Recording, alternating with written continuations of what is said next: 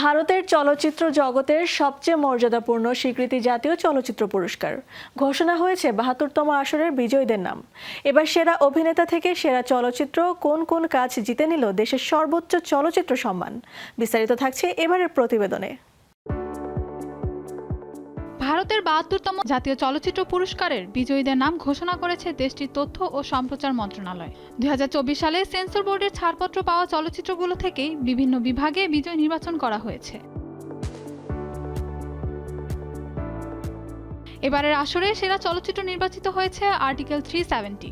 একই সিনেমাতে অভিনয়ের জন্য সেরা অভিনেত্রী পুরস্কার জিতেছেন ইয়ামি গৌতম। অন্যদিকে সেরা জনপ্রিয় বিনোদনধর্মী চলচ্চিত্র হয়েছে কালকি 2898 এডি। সেরা অভিনেতার পুরস্কার যৌথভাবে জিতেছেন কার্তিক আরিয়ান ও মালায়ালাম সুপারস্টার মামুট্টি। চান্দু চ্যাম্পিয়ন সিনেমাটির জন্য সম্মান পেয়েছেন কার্তিক। অন্যদিকে ব্রহ্মযুগ চলচ্চিত্রের জন্য পুরস্কৃত হয়েছেন মামুট্টি। পরিচালনা বিভাগেও বাজিমাত করেছেন রাজকুমার পেরিয়াসামি, জিতেছেন সেরা পরিচালকের পুরস্কার। আর সেরা হিন্দি চলচ্চিত্র নির্বাচিত হয়েছে রাজকুমার রাও অভিনীত শ্রীকান্ত।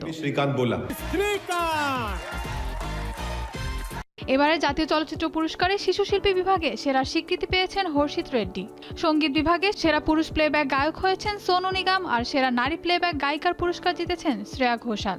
তিনজনই নিজ নিজ পারফরমেন্সের জন্য এবার ভারতের অন্যতম মর্যাদাপূর্ণ এই স্বীকৃতি অর্জন করেছেন।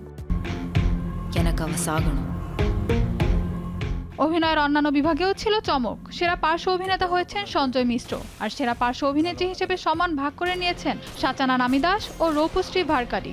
এছাড়া ক্যাপ্টেন মিলার পেয়েছে জাতীয়, সামাজিক ও পরিবেশগত মূল্যবোধ তুলে ধরার জন্য বিশেষ স্বীকৃতি।